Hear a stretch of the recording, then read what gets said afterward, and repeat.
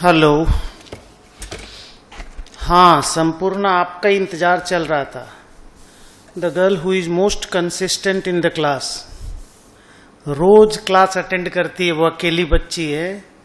कभी कभी by chance उसने कोई क्लास मिस किया होगा, otherwise she is always there in time. Good morning everybody. किसी को गुड मॉर्निंग बोले बहुत दिन हो गया। चलिए आज हम लोग रिवीजन करेंगे इंड एज 23 का, बोरोइंग कॉस्ट का। वैसे हम लोगों ने इसकी क्लास कर ली थी, लेकिन एक एग्जाम टाइम पे रिवीजन करने के लिए कोई रिवीजन वीडियो चाहिए होता है, या ऐसे भी कभी रिवीजन करने के लिए अगर आपको देखना होता है तो ये आपके काम आएगा। ऐसे तो हम रिवीजन में भी सभी कुछ बोलेंगे जो जो है इंड एज के अंदर, पर जो जो खास बातें हैं, मतलब जिनको आप हो सकता है कि इंटरमीडिएट लेवल पे नहीं जानते थे और फाइनल लेवल पे आपको जानना चाहिए, उसको अलग से एम्फेसाइज करके भी बोलेंगे। ओके, नाउ पहले तो डिस्कशन यहां से होता है रिवीजन का कि बोरोइंग कॉस्ट क्या है और क्वालिफाइंग असेट क्या है। रिवीजन बुक के पैराग्राफ वाइज नहीं होगा, रिवीजन मेरे बोलने के हिसाब से होगा। हम रैंडमली बोलते जाएंगे, क्योंकि बुक के हिसाब से तो पढ़ना हुआ ही है, उसमें तो अपन तो 3 क्लास लिए होंगे, है ना। और रिवीजन हम लोगों को 1 क्लास या 2 घंटा में हो जाएगा, 1.5 आवर 2 आवर्स मैक्सिमम। सुनिए, बोरोइंग कॉस्ट क्या है और क्वालिफाइंग असेट क्या है, और दोनों का कनेक्शन क्या है, और अकाउंटिंग प्रोसेस क्या है। ये मेरा रिवीजन का पहला ब्रॉड एजेंडा होगा, जिससे आपको बोरोइंग कॉस्ट का मतलब जिसको बोलते हैं ना क्रक्स मालूम चल जाएगा। ये मेन बात है। उसके बाद आजू बाजू का सारा बात आपको धीरे धीरे बताएंगे। तो पहला क्वेश्चन कि बोरोइंग कॉस्ट क्या है। Answer is borrowing cost is the interest और borrowing cost that is computed using effective interest rate method as per financial instrument Ind AS 109।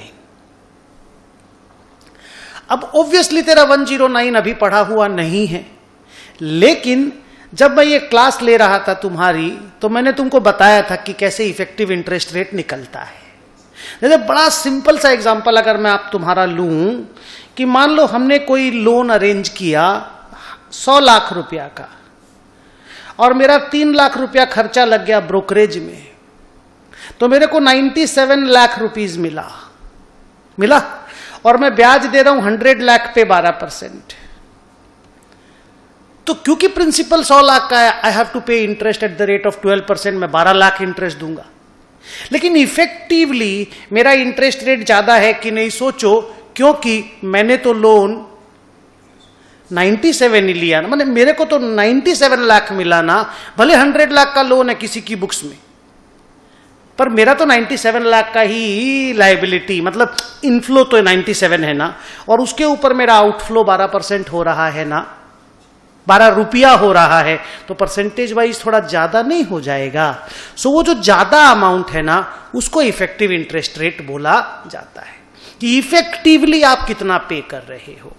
तो ये जो इफेक्टिव इंटरेस्ट रेट होता है, इसका कंप्यूटेशन इंड एज 109 में कराया जाता है।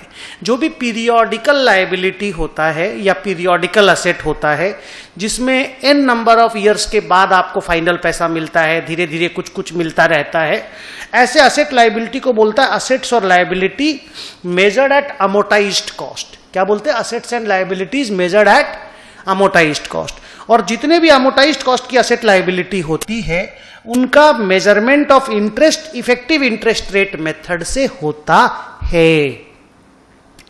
तो अगर आप कोई भी लोन लायबिलिटी अपनी बुक्स में रखोगे, मान के चलो कि वो अमोर्टाइज्ड कॉस्ट पे मेजर होएगी, और आपको इफेक्टिव इंटरेस्ट रेट उसका निकालना पड़ेगा।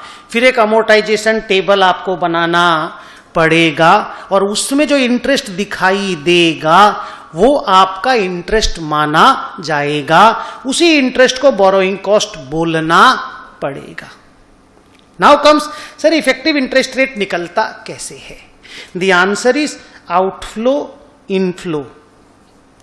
लोन के केस में आपको इनफ्लो पहले होगा, लोन आप लेंगे तो इनफ्लो पहले होगा, धीरे धीरे आप आउटफ्लो करेंगे over a period of time.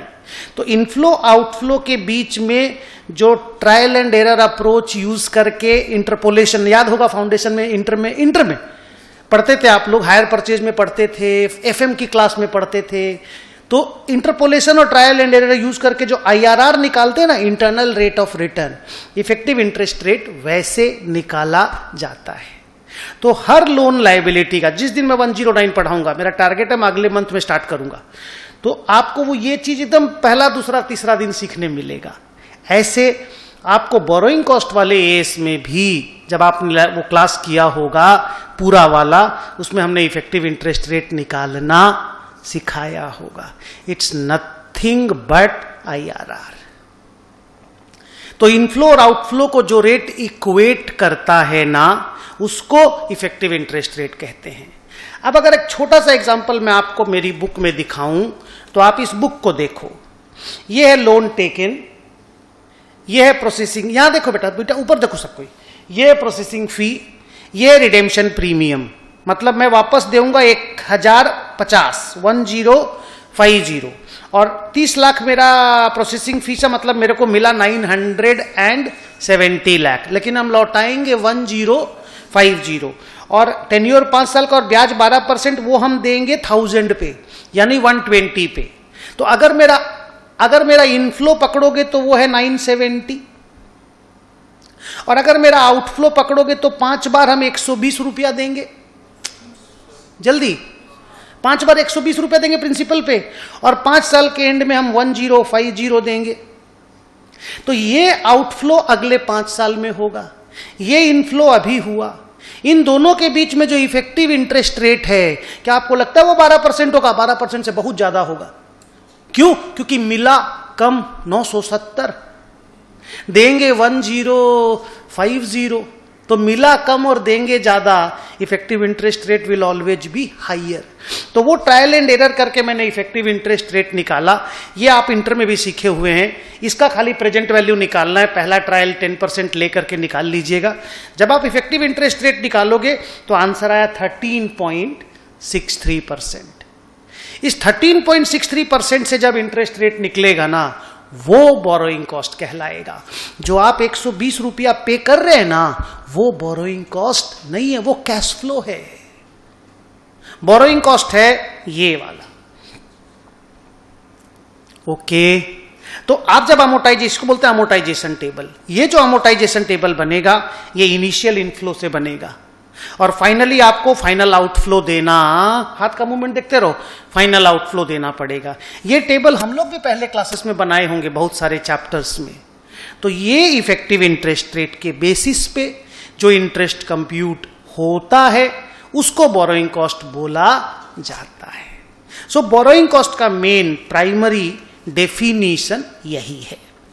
दूसरा बोरोइंग कॉस्ट का डेफिनेशन है कि अगर आप लीज में हो, मतलब अगर आप लेसी हो, इंड एस 116 फॉलो कर रहे हो, बच्चे बुक बंद कर, फिर उसी में ध्यान लगा हुआ रहेगा, रिवीजन पे ध्यान नहीं रहेगा।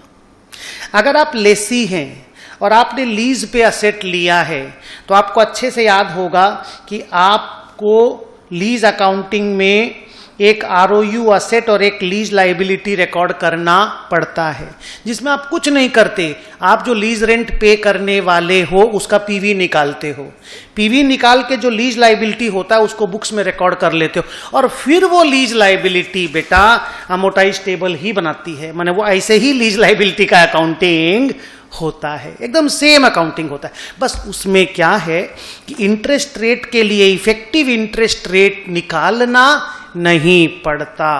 इफ यू रिमेंबर, तो आप लोग मुझे बताना, इफ यू डोंट कोई प्रॉब्लम नहीं, अभी तो पढ़ रहे हैं आप लोग बता पाएंगे लेसी कौन सा इंटरेस्ट रेट यूज करके लीज लाइबिलिटी निकालता है। वो जब present value of lease payment निकालता है ना, फ्यूचर पेमेंट का पीवी निकालता है तो लीज लाइबिलिटी निकलती है, तो वो कोई इफेक्टिव इंटरेस्ट रेट नहीं निकालता।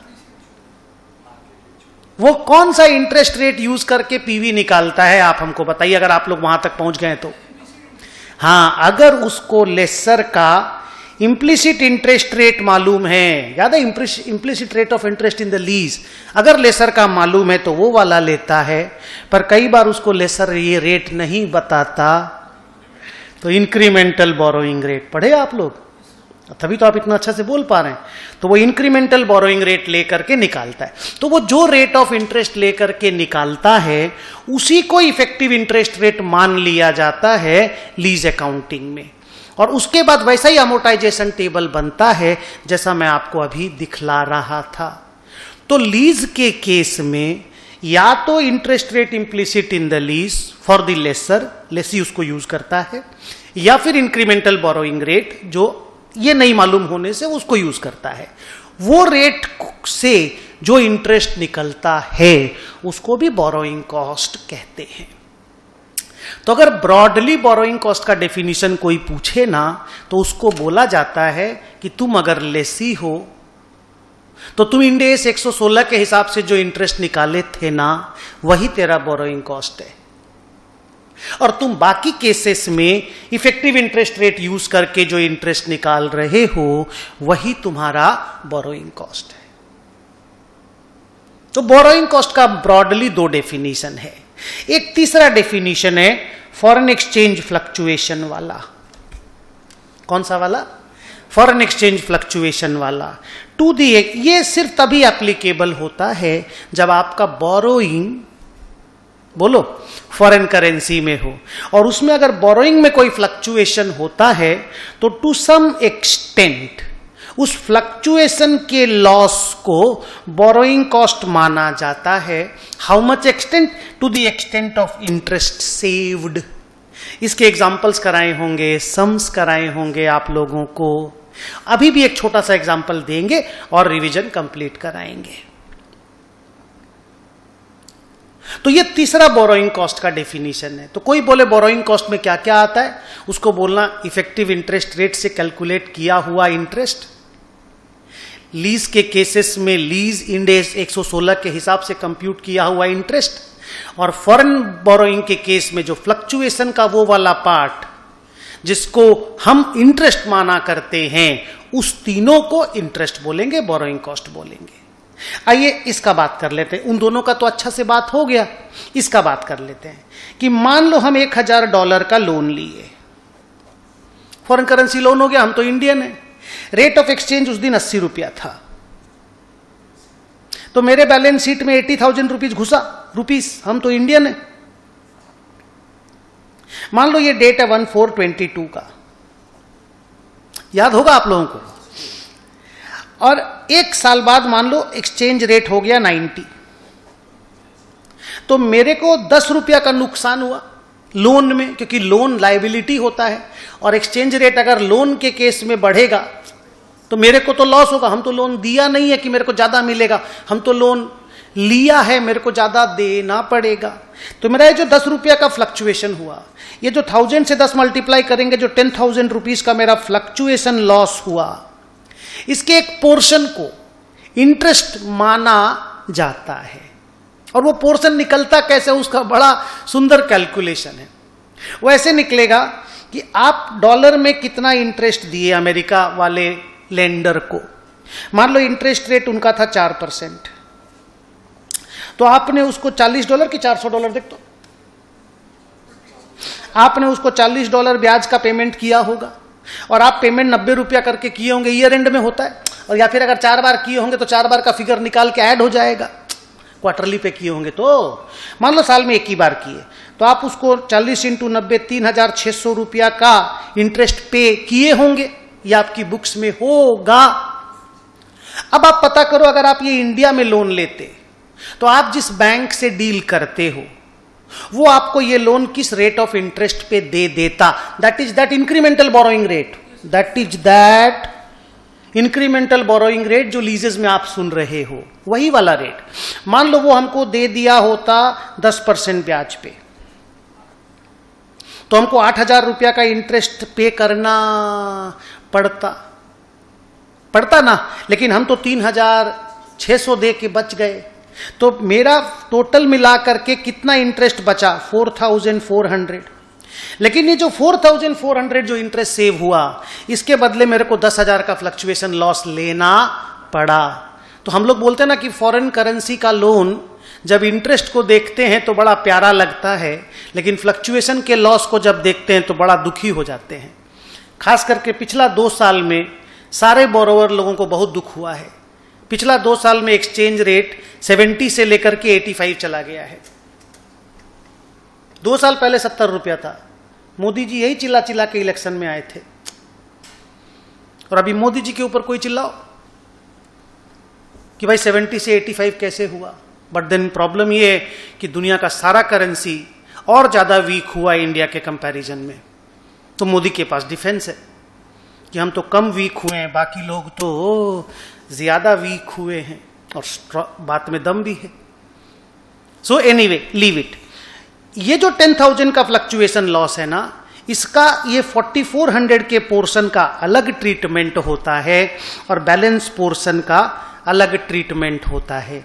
इसको बोरोइंग कॉस्ट बोला जाता है और इसको फ्लक्चुएशन लॉस बोला जाता है। ये इंड एज 21 से ट्रीट होता है, जो आपको मैं पढ़ाऊंगा नेक्स्ट मंथ में, और ये इंड एज 23 से ट्रीट होता है। तो नॉर्मल इंटरेस्ट जो इंटरेस्ट है वो तो इंटरेस्ट है ही। फॉरेन करेंसी बोरोइंग के केस में ये वाला पोर्शन भी बोलो इंटरेस्ट है। फिर से बोलो, ये वाला पोर्शन भी इंटरेस्ट है। तो कोई बोले बोरोइंग कॉस्ट का डेफिनेशन क्या, उसको बोलना 3। Interest computed using effective interest rate as per Ind AS 109। दूसरा, interest computed as per लीजेस end AS 116। तीसरा, foreign exchange fluctuation to the extent it is regarded as adjustment to the borrowing cost. नहीं समझे? और अच्छा से लिखना हो तो लिख देना, फॉरेन एक्सचेंज फ्लक्चुएशन का वो पोर्शन जो हम इंटरेस्ट सेव करके बचाए थे उसको बोरोइंग कॉस्ट कहते हैं। सो ये 3 डेफिनेशन है, तीनों अलग अलग चीज है। मेरा लीज अकाउंटिंग अगर हम लेसी हैं तो 2 नंबर वाला आएगा, अगर हम नॉर्मल बोरोइंग किए हैं तो 1 नंबर वाला आएगा, और अगर हम फ्लक्चुएशन वाला माने फॉरेन करेंसी बोरोइंग किए तो 3 नंबर वाला भी आएगा और 1 नंबर वाला भी आएगा। 3 नंबर वाला भी आएगा फ्लक्चुएशन का लॉस, और 1 नंबर वाला इंटरेस्ट का मेन खर्चा तो आएगा। तो प्लीज बी केयरफुल, ये सब मिला करके बोरोइंग कॉस्ट बन जाता है। क्लोज। अब आया मेरा दूसरा डिस्कशन कि क्वालिफाइंग असेट किसको कहते हैं। आंसर इज कोई भी असेट। वो इन्वेंट्री हो सकता है, वो प्रॉपर्टी प्लांट एंड इक्विपमेंट हो सकता है, वो इंटेंजिबल असेट हो सकता है, वो इन्वेस्टमेंट प्रॉपर्टी हो सकता है, कोई भी asset. Ind AS 2, Ind AS 16, Ind AS 38, Ind AS 40, सब में इसका रेलेवेंस है। कोई भी असेट जिसको तुम बनाते हो या बनवाते हो, अगर उसको बनाने में substantial period of time, spot, अच्छा वर्ड सेट हो गया, सब्सटेंशियल पीरियड ऑफ टाइम लगता है, तो आप कहेंगे कि ये वाला मेरा असेट क्वालिफाइंग असेट है। ओके। अब बोला गया कि सब्सटेंशियल पीरियड ऑफ टाइम कितना वक्त को लेंगे। बड़ा सरप्राइजिंगली, बहुत सरप्राइजिंगली इंड एज 23 में एग्जैक्ट नहीं बताया गया, नहीं बताया गया, और बोला गया मैनेजमेंट के जजमेंट पे छोड़ दो। लेकिन फिर इंस्टीट्यूट कुछ तो बोलेगा।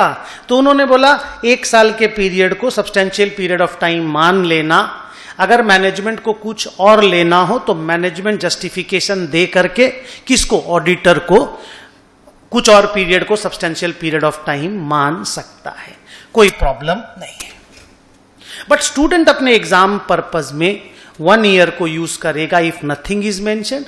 एग्जाम में बोल दिया कि नहीं भैया 8 महीना को सब्सटेंशियल पीरियड ऑफ टाइम लेना है तो ले लेना। इवन हम लोग ये भी बोलते हैं कि अगर सम बोरोइंग कॉस्ट का दिया है, असेट बन रहा है, तुमको दिख रहा है, 8 महीना में बन के रेडी हो गया, तुमको दिख रहा है, पर उसने बोला कि भाई बताओ कितना इंटरेस्ट कैपिटलाइज होना चाहिए, तो तुम बोल देना ओके हम ये अज्यूम कर, तुम बोलेगा 0, क्योंकि 8 महीना है तो 0। उस साला 12 मार्क का क्वेश्चन दिया तुमको, वो 0 सुनने के लिए दिया है, नहीं समझे? तो तुम बोलोगे सर फिर उसको लिखना चाहिए था ना कि 8 महीना is substantial period of time. अरे तुम लिख दो, तुम लिख दो, लिख के पूरा कंप्यूट कर दो कि भाई वी अज्यूम दैट 8 महीना is substantial period of time and accordingly इतना इंटरेस्ट कैपिटलाइज होगा। फिर नीचे एक लाइन लिख देना कि अगर मैनेजमेंट को लगे कि 8 महीना सब्सटेंशियल पीरियड ऑफ टाइम नहीं है तो 1 रुपया का भी इंटरेस्ट कैपिटलाइज करने की जरूरत नहीं है, पूरा इंटरेस्ट पीएल में चला जाएगा।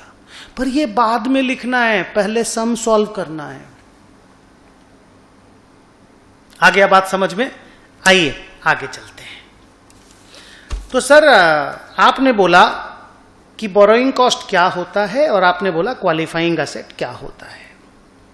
फिर आपने बोला कि क्वालिफाइंग असेट में इन्वेंट्री भी आ सकती है, प्रॉपर्टी प्लांट एंड इक्विपमेंट भी आ सकता है, इंटेंजिबल असेट भी आ सकता है, इन्वेस्टमेंट प्रॉपर्टी भी आ सकता है, पर वो बनने वाला असेट माने कंस्ट्रक्शन वाला असेट होना चाहिए।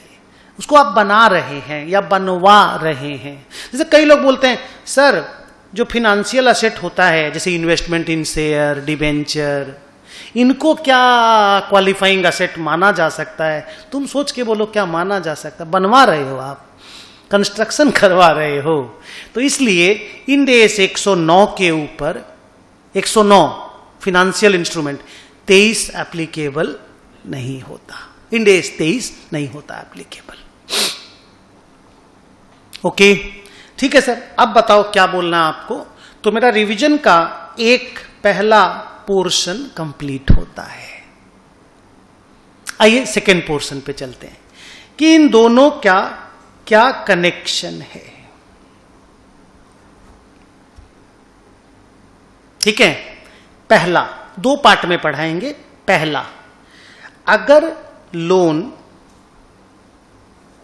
लिया गया डायरेक्टली किसी क्वालिफाइंग असेट के कंस्ट्रक्शन के खर्चा को मीट करने के लिए, मतलब हम क्वालिफाइंग असेट बनवा रहे हैं या बना रहे हैं और लोन हमने लिया, तो लोन पे बोरोइंग कॉस्ट लग रहा है और क्वालिफाइंग असेट बन रहा है। बोलो हाँ। तो सर क्या करना है? 1, पहले आप बोलेंगे ये बोरोइंग स्पेसिफिक बोरोइंग है। क्या बोलेंगे? ये बोरोइंग स्पेसिफिक बोरोइंग है। 2, फिर आप इस बोरोइंग में जो भी कॉस्ट लगा, जो भी कॉस्ट बोरोइंग में लगा, आप क्वालिफाइंग असेट के साथ, मैं छोटी छोटी बातें बहुत सारी और बोलूंगा, अभी बड़ा बड़ा बात बोल रहा हूं, फाइनल नहीं है ये। हाँ 4-5 सेंटेंस और बोलूंगा तब इसको क्लोज करना। ये मत बोलना अरे सर आप तो बहुत सारा बात नहीं बोले, मेरे को मालूम है हम नहीं बोला, हम चालू ही तो किया है। डन। तो इस बोरोइंग कॉस्ट को इस क्वालिफाइंग असेट के साथ ऐड कर देना, नो दिमाग लगाना, सीधा ऐड करना। तीसरा बात, ये चेक कर लेना कि इस बोरोइंग को तुम क्वालिफाइंग असेट में यूज कर रहे थे, तो क्वालिफाइंग असेट में तो धीरे धीरे यूज हो रहा है क्योंकि वो तो बन रहा है। तब तक इस बोरोड मनी को तुमने कहीं इन्वेस्ट करके टेम्पोररीली कोई इंटरेस्ट इनकम या इन्वेस्टमेंट इनकम कमाया है क्या? If the answer is yes, if the answer is no, then there is no problem. But if the answer is yes, तो कितना तुमने इंटरेस्ट पे किया लोन को और कितना तुमने इंटरेस्ट रिसीव्ड किया इन्वेस्टमेंट से, इन दोनों को नेट कर देना और इस नेट अमाउंट को क्वालिफाइंग असेट में ऐड कर देना। ये मत देखना और लॉजिक हम तुमसे पूछेंगे, ये मत देखना कि अभी क्वालिफाइंग असेट में कितना खर्चा हुआ और अभी हम लोन कितना लिए थे, नहीं देखा जाता। अगर स्पेसिफिक बोरोइंग होता है तो कुछ नहीं देखा जाता, सीधा ऐसे बोरोइंग कॉस्ट को उठाया जाता है, सीधा क्वालिफाइंग असेट के साथ चिपका दिया जाता है। कई बार तो ऐसा होता है कि तुमने खर्चा किया 2 लाख और ब्याज कैपिटलाइज हो रहा है 3 लाख। असेट में खर्चा किए 2 लाख और इंटरेस्ट ऐड हो रहा है 3 लाख। इनिशियल टाइम पे वैसा ही होता है सर। मतलब मान लो तुमने लोन लिया 10 लाख का, लोन तुमने लिया 1422 को, इंटरेस्ट का रेट 12% है, यही इफेक्टिव इंटरेस्ट रेट भी है, तो तुमने 1,20,000 का ब्याज पेमेंट किया। तुमने 9 लाख रुपया टेम्पररी इन्वेस्ट कर दिया था 1 तारीख को ही, उस पे तुमने 5% इंटरेस्ट कमाया 0.45,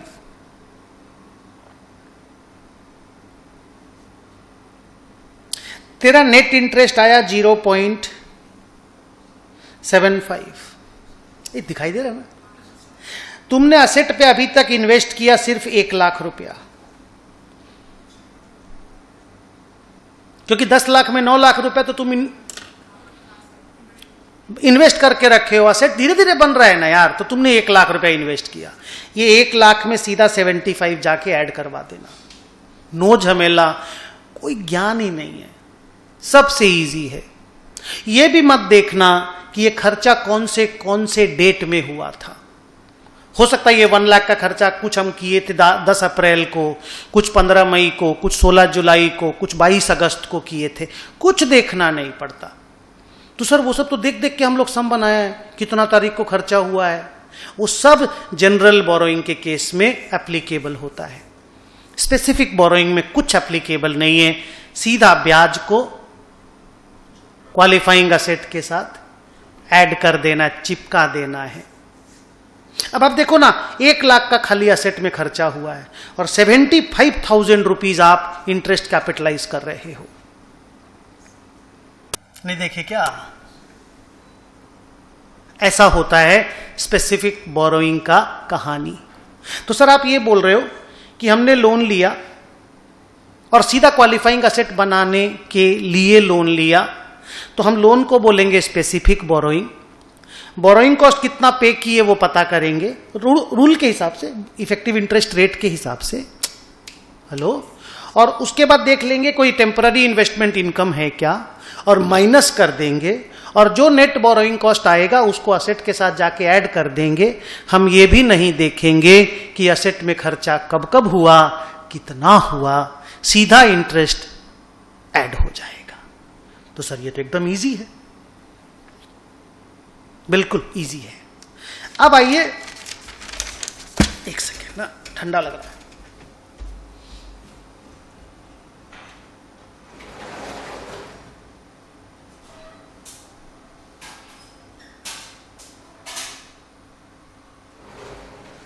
तो सर एसी बंद कर दिया, गर्मी लगेगा, चालू करवा देंगे।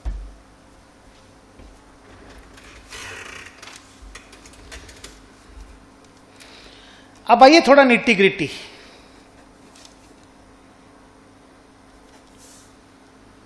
थोड़ा डिटेलिंग। 1, स्पेसिफिक बोरोइंग के केस में, स्पेसिफिक बोरोइंग के केस में, एक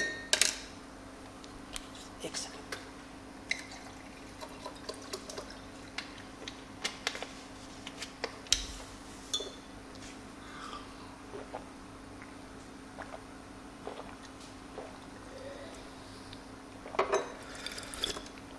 ये स्पेसिफिकली देखा जाता है कि आप, और ये जो अभी कुछ बात सब सुनाएंगे, ये जनरल बोरोइंग में भी एप्लीकेबल होगा, ठीक है। माने ये जो पैराग्राफ था ये तो प्योरली स्पेसिफिक बोरोइंग के लिए था, अब जो बोलेंगे वो जनरल बोरोइंग में भी यूज होगा। जानते हो ये जो इंटरेस्ट कैपिटलाइजेशन का स्टोरी है ना, क्वालिफाइंग एसेट में हम जुड़वा दे रहे हैं चुपचाप करके, ये क्या थॉट प्रोसेस है? ये थॉट प्रोसेस है कि भाई जैसे आप कोई प्लांट एंड मशीनरी बना रहे हो या लैंड एंड बिल्डिंग बना रहे हो, तो आप ईंटा, सीमेंट, बालू, स्टील, लेबर, इनको मानते हो ना कि these are the expense incurred to bring the asset to the location and condition in which it is ready to operate in the manner as intended by the management. ये मानते हो ना? बोलो ना हाँ मानते हैं। पढ़े थे ना इंडेस 16 में, पढ़े थे ना? तो इंडेस 23 क्या बोलता है मालूम? बोलता हम भी वैसा ही हैं। ये जो इंटरेस्ट है ना उसको ईटा, सीमेंट, बालू समझो। हमको अलग क्यों समझ रहे हो? हमको छोड़ो मत, हम फिनांस एक्टिविटी होंगे पर हम कंस्ट्रक्शन से काम आए हैं, तो हमको भी वही समझो, हमको वैसा ही इज्जत दो जैसा ईटा, सीमेंट, बालू को दिए हो। तो लेट मी बी एडेड, क्योंकि मेरे बिना बिल्डिंग नहीं बना होता, ईंटा के बिना भी नहीं बना होता ना, तो मेरे बिना भी नहीं बना होता। तो I am also directly attributable construction cost, हमको प्लीज ऐड किया जाए। ये था बेसिक आइडिया कि क्वालिफाइंग एसेट पे इंटरेस्ट को कैपिटलाइज करने का कॉन्सेप्ट क्या है या क्यों आया। ओके, अब आइए नेक्स्ट बात। जब अपन बोलते हैं ना कि अपन बोरोइंग कॉस्ट को क्वालिफाइंग एसेट में ऐड करेंगे, तो उसमें तीन बड़ा बड़ा बात आता है। पहला आता है कमेंसमेंट ऑफ कैपिटलाइजेशन, दूसरा आता है सस्पेंशन ऑफ कैपिटलाइजेशन, और तीसरा आता है सीसेशन ऑफ कैपिटलाइजेशन। कमेंसमेंट बड़ा इंटरेस्टिंग है, सस्पेंशन और सीसेशन इजी है। कमेंसमेंट में क्या बोला गया कि उन्होंने 3 पैराग्राफ दिया और बोला तीनों जब हो जाए, मानो तीनों का मान लो अलग अलग डेट है, तो जो आखिरी डेट होगा ना उसके बाद से इंटरेस्ट कैपिटलाइज होना चालू होगा। बड़ा स्ट्रेंथ के साथ बोला ये वाला पैराग्राफ। बोला ये तीन ठो हम आपको डेट देंगे, इन तीनों में जो आखिरी डेट है उसके बाद से इंटरेस्ट कैपिटलाइज होना चालू होगा। ये 3 इवेंट है। इवेंट नंबर 1, इंटरेस्ट लगना चालू हो गया। क्या बोला? इंटरेस्ट लगना चालू हो गया। दूसरा, असेट पे खर्चा लगना चालू हो गया। तीसरा, वो एक्टिविटी चालू हो गई जो कंस्ट्रक्शन के लिए जरूरी था। नहीं समझे? ये तीनों के डेट को आपको ढूंढना। इसके ऊपर सम भी था, अगर आपने क्लास में, बड़े इंटरेस्टिंग सम थे। हाँ, बड़ा ब्यूटीफुल सम था।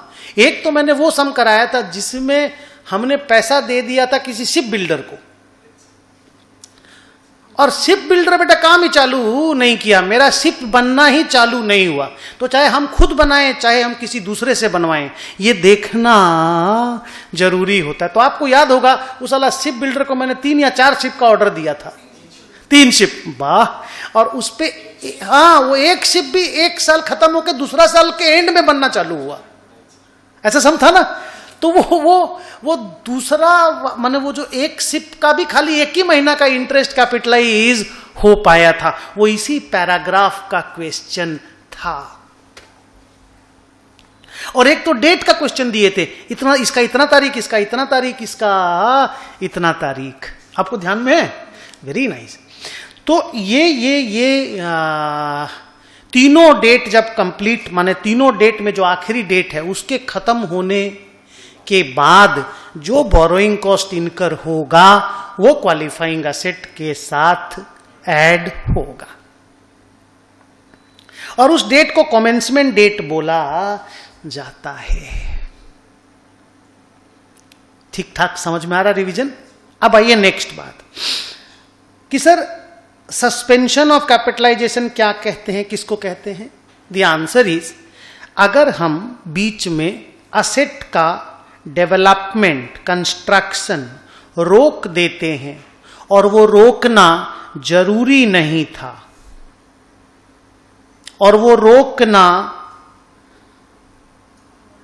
अवॉइडेबल था,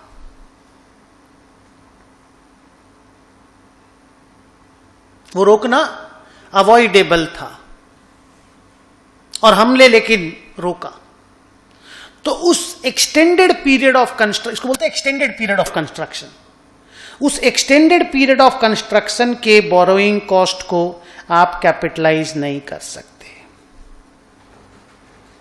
सर फॉर एग्जांपल, मैं हमेशा पॉपुलर वाला एग्जांपल लेता हूं मेरा, कि मैं एक बिल्डिंग बनवा रहा था और मैं चला गया घूमने। पता नहीं तुम्हारी क्लास में कौन सा एग्जांपल लिया। मैं घूमने चला गया 3 महीने के लिए। मैंने बोला नहीं, बिल्डिंग कंस्ट्रक्शन रोक दो। क्या बैंक अपना ब्याज भी रोक देगा? बैंक तो इंटरेस्ट लेगा ना, वो थोड़ी बोलेगा सुदर्शन घूमने गया है, उसके ब्याज नहीं लेंगे, उसका तो मीटर चालू रहेगा ना।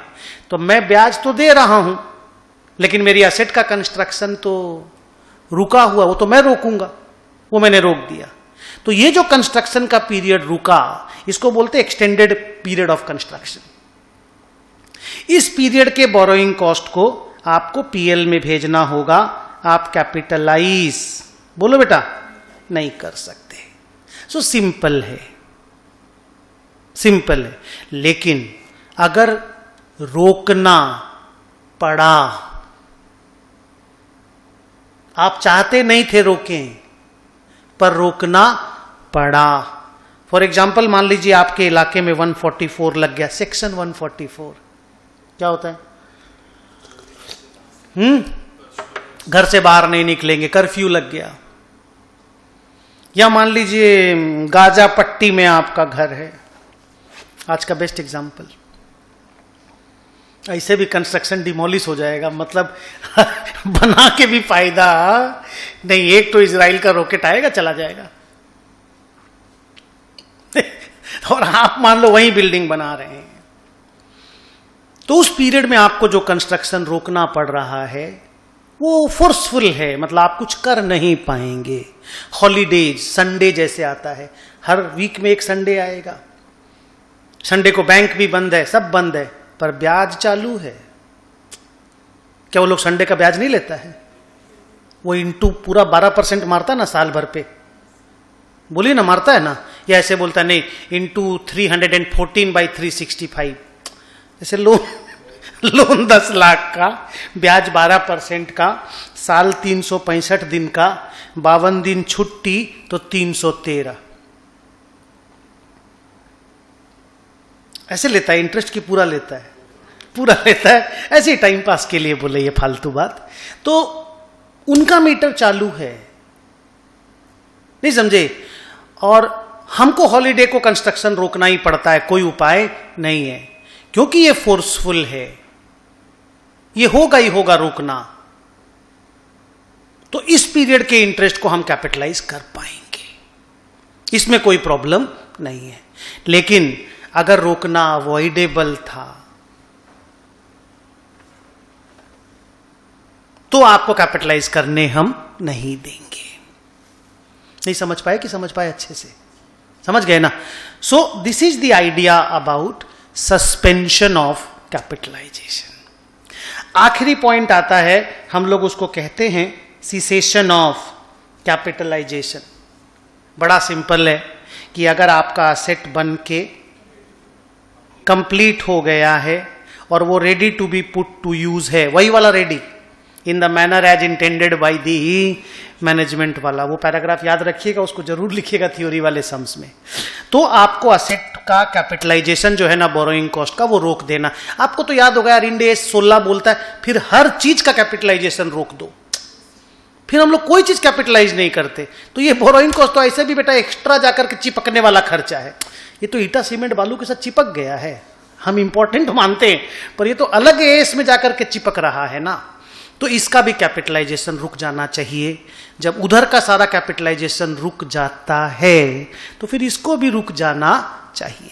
तो once the asset is ready to be put to use, the further capitalization of borrowing cost gets stopped.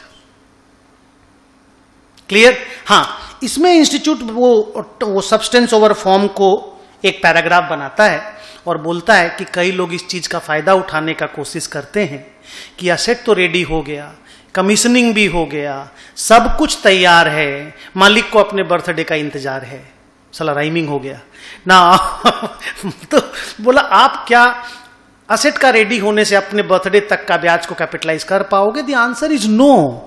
कोई माइनर मॉडिफिकेशन, आपने अच्छा वर्ड बोला, ये माइनर मॉडिफिकेशन वर्ड एस का वर्ड है, इंड एस का, ये प्रॉपर वर्ड है वहां पे। छोटा मोटा एडमिनिस्ट्रेशन, माइनर मॉडिफिकेशन, थोड़ा मोटा डेकोरेशन, इसको पेंडिंग छोड़ के जानबूझ के आपने छोड़ दिया है सो दैट आप उस पीरियड के इंटरेस्ट को कैपिटलाइज कर पाए। तो इंस्टीट्यूट बोलता है नहीं, ये गलत है, सब्सटेंस ओवर फॉर्म में जाओ, एसेट रेडी था या नहीं था वो देखो, auditor is there to check this. कितना करप्शन करोगे? Hello management.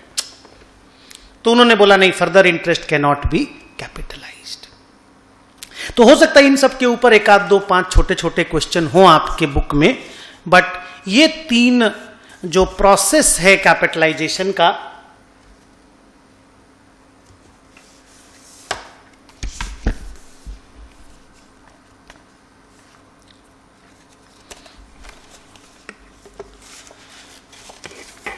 ये हमारे रिवीजन के लिए रेलेवेंट था।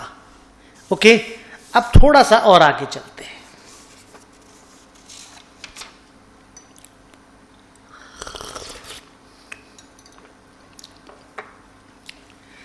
कि सर मान लीजिए, इंटरेस्टिंग, हाँ सर, मान लीजिए हम इंटरेस्ट को कैपिटलाइज कर रहे हैं, लोन का पैसा से एसेट बना रहे हैं, कैपिटलाइजेशन का प्रोसेस चल रहा है। चलते चलते अगर एसेट का कैरिंग अमाउंट, बिकॉज हम इंटरेस्ट कैपिटलाइज करेंगे तो एसेट का दाम तो बढ़ जाएगा, और इस प्रोसेस में अगर उसके रिकवरेबल अमाउंट से कैरिंग अमाउंट ज्यादा हो जाता है तो इंपेयरमेंट का स्टोरी बनता है क्या? आंसर इज यस, बनता है। और बनना चाहिए कि नहीं बनना चाहिए, आप हमको ये बताओ। बनना चाहिए ना इंड एस 36 का स्टोरी? तो बोला बनता है। ओके, अब नेक्स्ट डिस्कशन में आते हैं कि सर ये जो प्रेफरेंस शेयर कैपिटल है और ये जो इक्विटी शेयर कैपिटल है और ये जो लोन है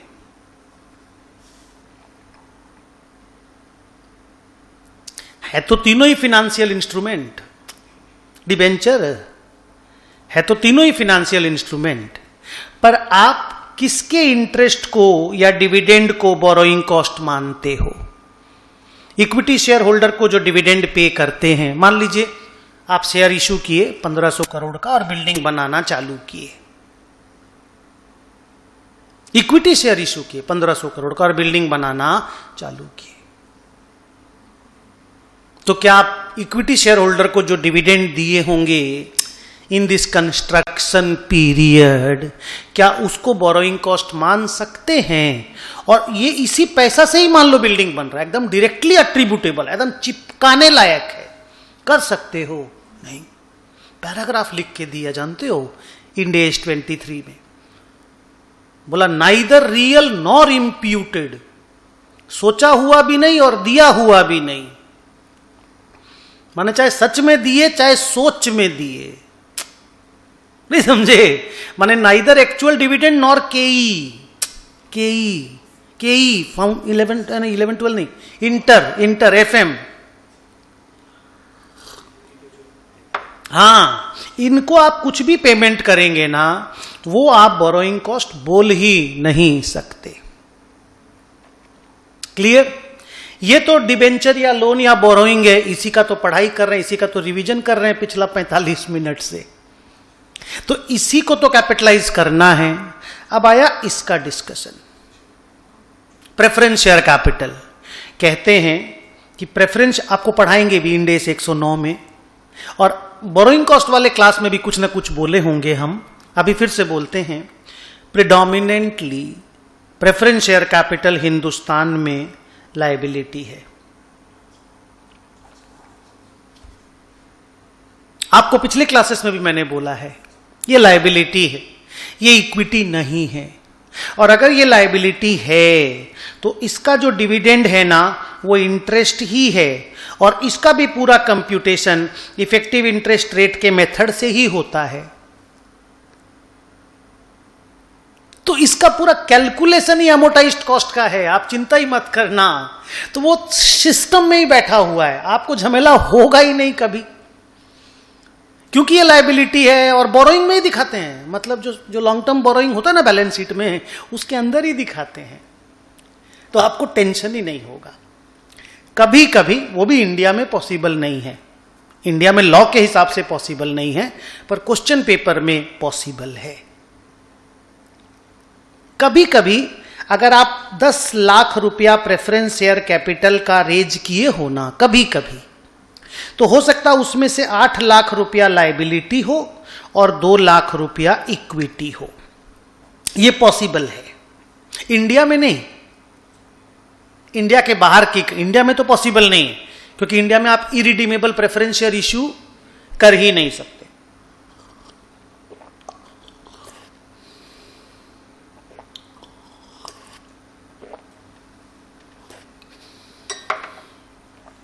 तो मान लो ऐसा हो गया, हम लोग उसको बोलते हैं कंपाउंड फिनेंशियल इंस्ट्रूमेंट। क्या बोलते हैं?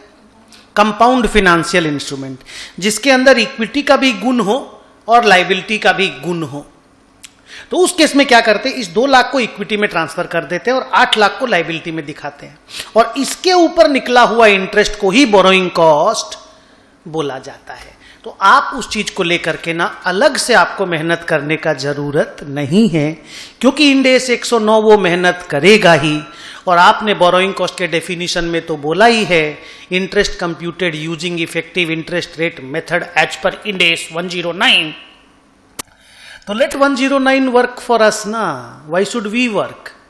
बट मैं आपको बता दूं कि preference share capital is as good as, बोलो, as good as debenture, as good as a loan.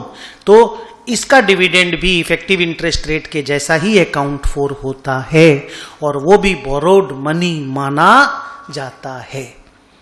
लेकिन इक्विटी को आप कुछ भी पैसा देंगे तो वो बोरोड मनी नहीं है, उसका डिविडेंड को आप कैपिटलाइज, बोलो बेटा, नहीं कर सकते। Is it okay? पक्का? ग्रेट। अब अपना अगला पॉइंट है कि सर ये जनरल बोरोइंग का क्या कॉन्सेप्ट है, और इसका क्वालिफाइंग एसेट के साथ क्या कनेक्शन है, और इसके इंटरेस्ट को क्वालिफाइंग एसेट के साथ ऐड करना है या नहीं करना है, और अगर करना है तो इसका प्रोसेस क्या है। जैसे स्पेसिफिक वाला तो आपने सीधा बोल दिया कि कुछ मत सोचो, एक्चुअल कॉस्ट को ऐड कर दो, टाइम फाइम कुछ मत देखो। हाँ, वो वाला जरूर देखना, वो 3 पॉइंट,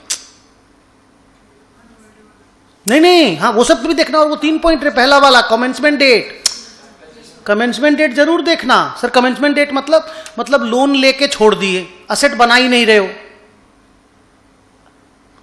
लोन ले लिया 10 लाख का, 1,20,000 इंटरेस्ट दे रहे हो पिछले 4 साल से, बोला बिल्डिंग के लिए लिए हैं। अरे तो बिल्डिंग बनाओ तो, तब तो कैपिटलाइज करने देंगे, बनाना चालू ही नहीं किया, बोलते बिल्डिंग डेबिट। ऐसा नहीं चलेगा, आप समझ रहे हो मैं क्या बोल रहा हूं। वो तीनों देखना पड़ेगा कि बिल्डिंग बनना चालू हो गया, एक्टिविटी चालू हो गई और ब्याज लगना चालू हो गया। वो तीनों के बाद ही कैपिटलाइजेशन स्टार्ट होगा, वो जरूर देखना। अदरवाइज अगर मान लो आप ईमानदार हो तो लोन लेते ही तो कंस्ट्रक्शन चालू कर दोगे, बोलो ना। हाँ, तो आप ऐड करना चालू करो, हम आपको कुछ नहीं बोलेंगे। लेकिन जनरल बोरोइंग का कॉन्सेप्ट एकदम अलग है, बहुत डिफरेंट है, बहुत ज्यादा। तो सर कहानी क्या, ये बताइए ना। देख, क्वालिफाइंग असेट के ऊपर कैपिटलाइजेशन अगर एक अधिकार है, राइट, तो पहला अधिकार स्पेसिफिक बोरोइंग का है। माने स्पेसिफिक बोरोइंग का बोरोइंग कॉस्ट क्वालिफाइंग एसेट के साथ जुड़ने में पहला हक रखता है। यह माना जाता है कि बोरोड मनी, स्पेसिफिक वाला बोरो, ये भी बोरोड मनी है, इस पे आएंगे थोड़ी देर बाद। स्पेसिफिक वाला बोरोड मनी क्वालिफाइंग एसेट को बनाने के लिए पहले यूज हो रहा है, भले साला नहीं हो रहा हो, पर माना जाएगा कि वो पहले यूज हो रहा है। उसके इंटरेस्ट को सीधा सीधा ऐड करना, जैसा मैंने पढ़ाया पिछले 50 मिनट में। That is a clear cut कहानी। ओके, अब आइए सर, ये जनरल बोरोइंग और क्वालिफाइंग एसेट का क्या कहानी है। देख, कहानी ये है कि अगर किसी कंपनी का, और नॉर्मली ऐसा ही होता है, अगर किसी कंपनी का फिनांस डिपार्टमेंट अलग है, बड़ी बड़ी कंपनियों में यही होता है, तो उनका फंडा क्या होता है, वो कभी भी किसी डायरेक्ट एसेट के लिए लोन नहीं लेते। वो लोग लोन लेते हैं, कंस्ट्रक्शन करते हैं। माने दोनों प्रोसेस उनका कंटिन्यूअसली चालू रहता है। नहीं समझे? उनका सब कुछ चालू है, धंधा भी चल रहा है, कंस्ट्रक्शन भी चल रहा है, लोन लेना भी चल रहा है। लोन लेने का अलग एक डिपार्टमेंट है, फिनांस डिपार्टमेंट, वही सब कुछ संभालता है, चलता रहता है। कंस्ट्रक्शन डिपार्टमेंट जब पैसा मांगता है, फिनांस डिपार्टमेंट उसको पैसा दे देता है। फिनांस डिपार्टमेंट का झमेला है वो कैसे अरेंज कर रहा है। तो अगर ऐसा होता है ना, तो इस तरह के बोरोइंग्स को जनरल बोरोइंग बोला जाता है। अब इसमें सबसे बड़ा प्रॉब्लम क्या है कि जनरल बोरोइंग अगर आप 4-5 बैंकों से ले लिए हो, नहीं समझे, और जनरल बोरोइंग साला वो कम बेसी होता रहता है। फिनांस डिपार्टमेंट में पैसा आया, पेमेंट कर दिया, फिर दरकार पड़ा, ले लिया, तो ये बड़ा झमेला चलता रहता है इसके साथ। तो एवरी रिपोर्टिंग डेट में, एवरी टाइम जब आप इंटरेस्ट कैपिटलाइज करते हो ना, तो ये जो मैं अभी पढ़ाऊंगा ना, वो हर बार आपको अलग से करना पड़ेगा। डन। तो मान लो फिनांस डिपार्टमेंट ने अपना बुक्स में दिखाया कि भाई बैंक ए इलाहाबाद बैंक से 100 करोड़ का लोन है, बैंक बी से 200 करोड़ का लोन है, और बैंक सी से 700 करोड़ का लोन है, टोटल 1000 करोड़ का लोन है। और मान लो ये पूरा लोन पूरे साल भर आउटस्टैंडिंग है। इसमें वो भी झमेला है, टाइमिंग वाला।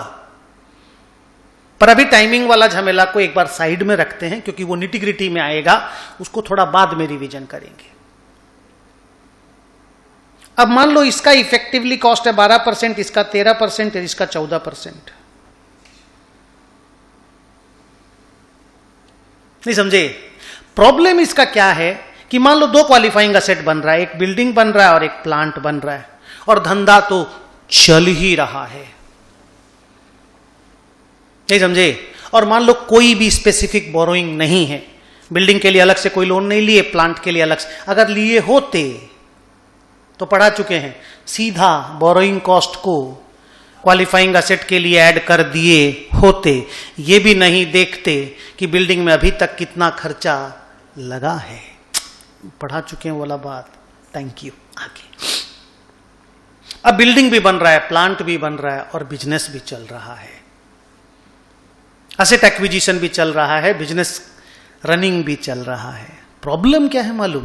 प्रॉब्लम है ये नहीं पता कर पाएंगे कि इसमें से कितना पैसा कौन सा वाला इनमें लगा है। 1-to-1 रिलेशनशिप नहीं होता।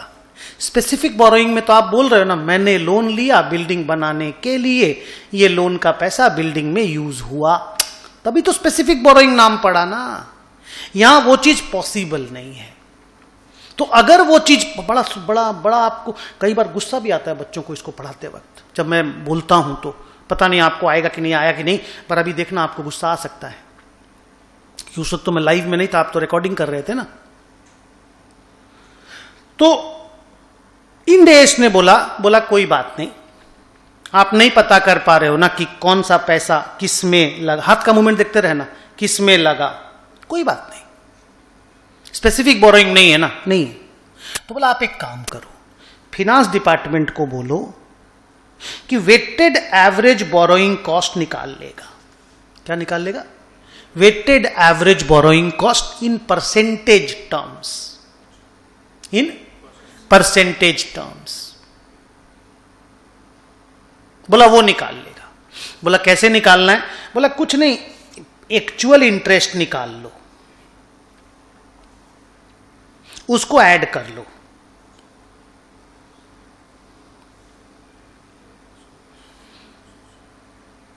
हेलो, इसको डिवाइड कर दो। भाई आप ऐसे बोलो हम 1000 करोड़ का लोन लिए हैं और 136 करोड़ रुपया का ब्याज पेमेंट कर रहे हैं। आप बोलो ही मत ना हम 3 लोन लिए हैं, 3 ब्याज दिए हैं। हेलो, लेकिन ये सब कैलकुलेशन इफेक्टिव इंटरेस्ट रेट से ही होगा बाबा, मतलब ये ऐसे ये सब निकला हुआ उसी से है, इफेक्टिव इंटरेस्ट रेट से ट्रायल एंड एरर करके निकला हुआ है। हेलो, यही इफेक्टिव है, ठीक है। तो टोटल 136 करोड़ रुपया का इंटरेस्ट है और टोटल 1000 करोड़ रुपया का लोन है। तो आप ये बोलो मेरा 13.6% का वेटेड एवरेज बोरोइंग कॉस्ट का परसेंटेज है। इसको बोलते हैं वेटेड एवरेज कैपिटलाइजेशन रेट। आप खाली कैपिटलाइजेशन रेट भी बोल सकते हो, कैपिटलाइजेशन रेट है। सर अब क्या करना है? अब इसको मल्टीप्लाई करना है आपके एक्सपेंडिचर ऑन दी एसेट पे। हेलो, क्या बोला फिर से? इस रेट को मल्टीप्लाई करना है एक्सपेंडिचर ऑन दी एसेट पे। तो मान लो आपका बिल्डिंग पे खर्चा लगा है से 200 करोड़ रुपया, प्लांट में लगा है 160 करोड़ रुपया। तो आप बोलो 200 करोड़ इंटू 13.6% और 160 करोड़ इंटू, पूरा सुनिएगा अभी खत्म नहीं हुआ है, चालू हुआ है, इंटू 13.6%।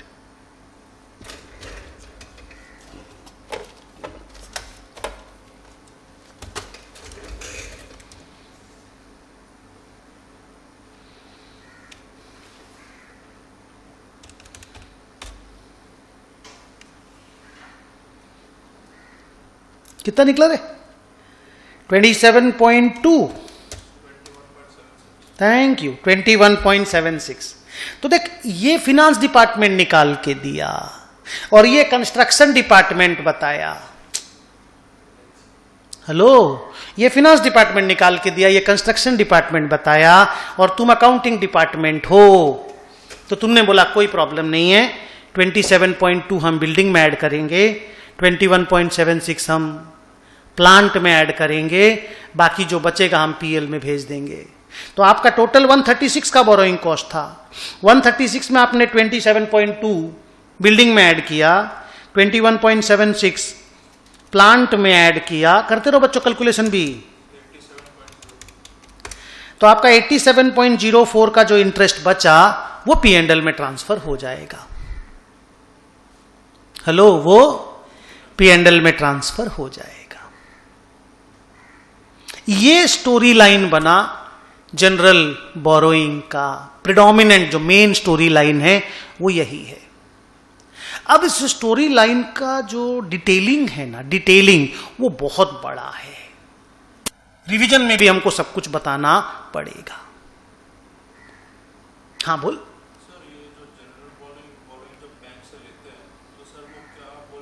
कुछ नहीं, हमको लोन चाहिए और क्या, कुछ दरकार नहीं है, हमको लोन लेना नहीं। पर्पज स्टेट भी करो, बट दैट डजंट मैटर कि भाई हम उसका सेट के लिए लिए हैं। आप बिजनेस के लिए लोन लेने जाते हो, आप वर्किंग कैपिटल लोन ले लो ना, कोई प्रॉब्लम नहीं, वो भी इसमें आएगा। All loans are general purpose loans, if they are not specific borrowing, all loans are general purpose loans. Balance sheet का एक लोन जनरल पर्पज लोन माना जाएगा अगर वो स्पेसिफिक बोरोइंग नहीं है तो। आप normal business, working capital loan तो नॉर्मल बिजनेस लोन होता है, यस और नो। लेकिन वो भी यहां पे आता है, इसीलिए तो बच्चों को गुस्सा आता है। अभी पढ़ाऊंगा ना, अभी आपको धीरे धीरे आएगा गुस्सा कि हम तो धंधा के लिए लोन लिए थे, आप असेट में काहे ऐड कर रहे हो। हम तो बिजनेस के लिए लोन लिए थे, वर्किंग कैपिटल लोन है, कोई लोन हो, हर लोन जनरल पर्पस लोन है, अगर वो स्पेसिफिक लोन नहीं है तो। और असेट कैपिटलाइजेशन पे उनका पहला हक है, ये that is the dangerous thing. अब सोचो, मैं गुस्सा वाला बात थोड़ा बाद में, पहले मैं अपना बात बोल दूं, फिर फ्रस्ट्रेशन निकालूंगा, ठीक है। अब इधर आइए, रेडी, आगे बढ़ रहे हैं, एक लेवल को कंप्लीट किए, अगला लेवल पे जा रहे हैं कि अगर ये खर्चा नहीं पीरियोडिकल दिया हुआ है, मतलब डेट वाइज दिया हुआ है, तो ऐसे आप मल्टीप्लाई नहीं कर सकते। नहीं समझे? क्या समझे? डेट वाइज कैलकुलेशन करना होगा। आंसर 27.2 नहीं आएगा, उससे कम आएगा। बोलो हाँ। मान लो हम बोल देते, बच्चों मैं पेज चेंज कर रहा हूं, मान लो मेरा टोटल इंटरेस्ट है 136 और मैं बिल्डिंग पे खर्चा किया 200 करोड़, 13.6% मेरा रेट है। बच्चों प्लीज, हाँ पुराना वाला एग्जाम्पल, बिल्डिंग में 1 अप्रैल को मैंने खर्चा किया 110 करोड़ और 1 अगस्त को मैंने खर्चा किया 90 करोड़। इस पे पूरा साल भर का इंटरेस्ट कैपिटलाइज होगा। सब कोई कैलकुलेटर उठाओ बच्चों, कैलकुलेटर उठाओ, थोड़ा मेहनत करो सब कोई साथ में।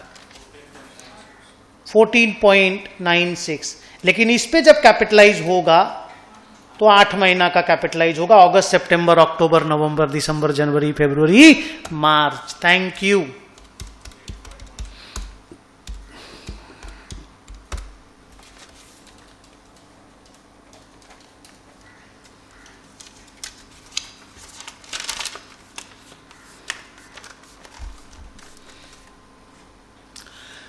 सो पहला निटिग्रिटी, बड़ा बात जनरल बोरोइंग का ये है कि असेट के पीछे किया जाने वाला खर्चा का तो टाइमिंग होता होगा।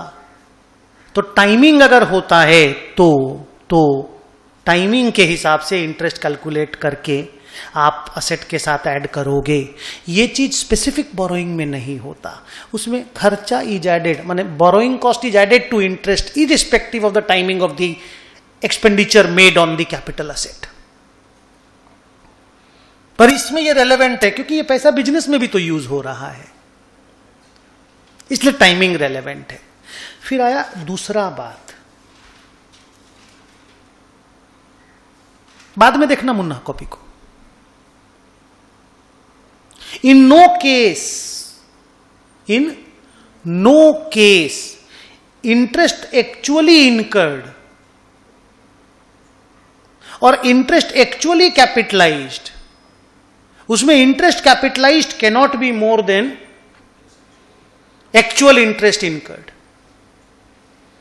तो सर कैसे चांस है कि ऐसा हो सकता है? भाई साहब चांस ही चांस है।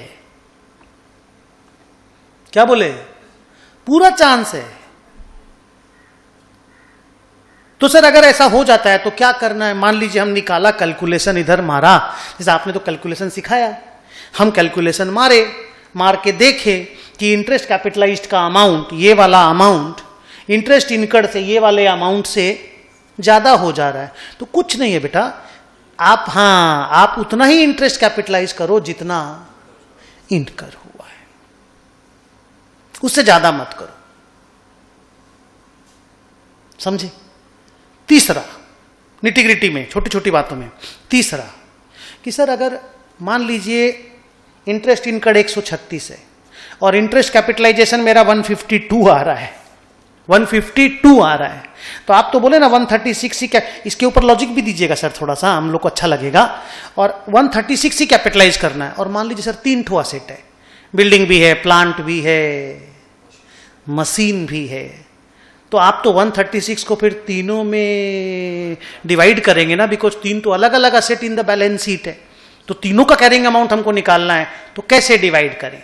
द आंसर इज तीनों का जो एक्सपेंडिचर ऑन दी असेट है ना, उसके रेशियो में बांट दो और इस पोर्शन कर दो, जो भी रैशनल बेसिस हो। रैशनल बेसिस कैरिंग अमाउंट होता आपको मालूम ही है, तो कैरिंग अमाउंट के बेस पे आप ये वाला काम कर दो, there is no problem in that.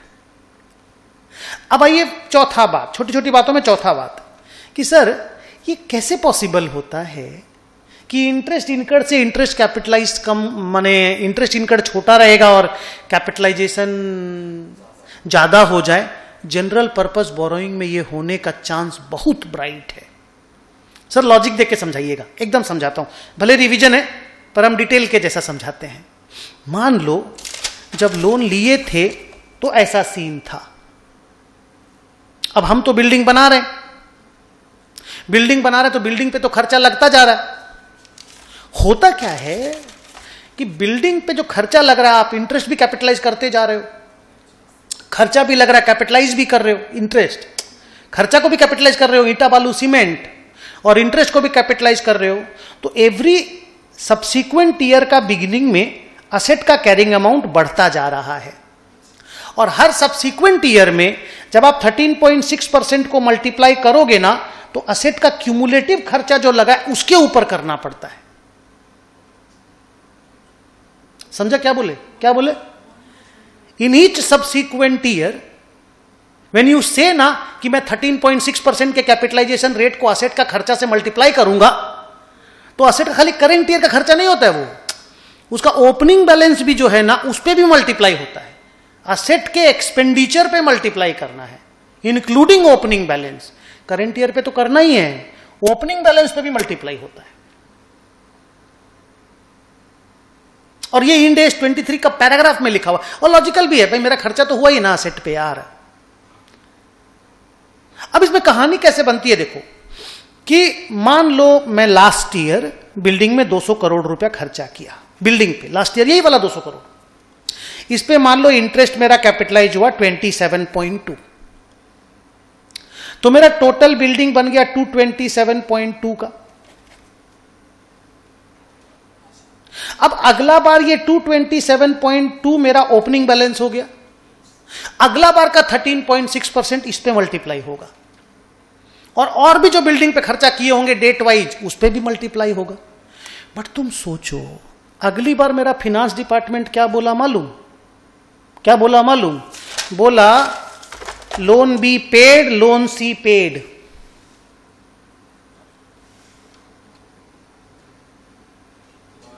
सुनना, loan B paid, loan C paid, beginning में पेड।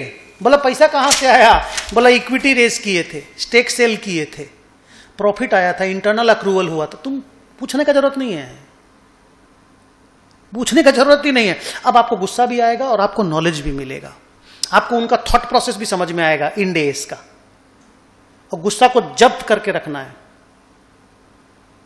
क्योंकि आप कोई दूसरा लॉजिक बता दीजिएगा तब मानेंगे। गुस्सा सिचुएशन पे आया, तुमको गुस्सा आना लॉजिकल है, पर सॉल्यूशन तो देना पड़ेगा। सॉल्यूशन तुम्हारे पास नहीं है, तो जो बीवी बोले मान जाओ। मान लो हमको गुस्सा आया, घर पे कोई चीज गलत देखे और हमको गुस्सा आया, पर उस गलत को ठीक करने का या उससे अच्छा करने का मेरे पास कोई ऑप्शन नहीं है, तो फिर वाइफ जो कर रही है वो सही कर रही है ना। देखिएगा यहां पे वैसा वाला फीलिंग होगा आपको। आइए मैं समझाता हूं। मान लो लोन सारा रीपेड हो गया, खाली एक लोन बचा हुआ है 100 करोड़ 12%, 12 करोड़ रुपया, बाकी सारा लोन बिगिनिंग में ही रीपेड हो गया। इधर बाबू बिल्डिंग का कंस्ट्रक्शन चालू है। हेलो, बिल्डिंग का कंस्ट्रक्शन चालू है। अब आपके पास एक ही रेट ऑफ इंटरेस्ट है, या मान लो और एक ठो लोन है, या एक ठो नया लोन लिए और 100 करोड़ का 13% वाला। थोड़ा वेटेड एवरेज निकाल देते हैं, नहीं समझे क्या, 25 करके जनरल बोरोइंग है ना, 2 ठो लोन रख लेते हैं, 12.5% का आया, और ये टोटल ब्याज है। और इस बार आपने बिल्डिंग पे और 100 करोड़ रुपया खर्चा किया, से तारीख है 1/9।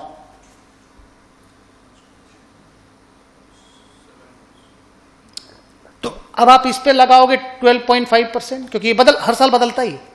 हर साल बदलता है, फिनांस डिपार्टमेंट निकाल के देता है। तो आप इस पे 12.5% लगाओगे, इस पे 12.5% लगाओगे, क्योंकि ये तो एक्सपेंडिचर पे इनकर होता है और ये कैलकुलेशन लोन पर निकलता है। मारो, मल्टीप्लाई करो, आपको अच्छा लगेगा। हाँ लगाओ ना इस पे 7/12, जो करना करो ना रे बाबा।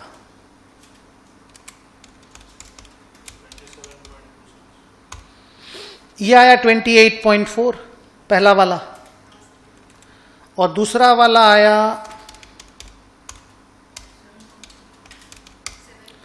7.29 टोटल मिला के आया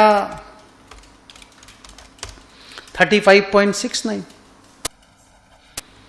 और आपका टोटल बोरोइंग कॉस्ट ही 25 है। तो बहुत आराम से पॉसिबल नहीं हो गया क्या? जो आप लोग सोच रहे थे कैसे होगा कैसे होगा कैसे होगा, बहुत इजी है। इसीलिए तो वो पैरा बना करके दिया है कि प्लीज इंटरेस्ट कैपिटलाइजेशन को एक्चुअल बोरोइंग कॉस्ट से ज्यादा होने का हक नहीं है। Interest capitalised can not be more then the actual borrowing cost incurred. तो कोई बात नहीं है, 25 कैपिटलाइज कर देंगे, 25, और ये बोलेंगे 227.2 is my building plus 100 is my building plus 25 is my building. Now it is 227.2 plus 100 plus 25, it is 352.2। अब अगला साल 352.2 पे कैपिटलाइजेशन रेट एप्लीकेबल होगा।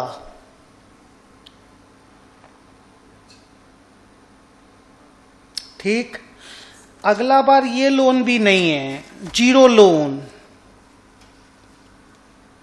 Zero interest.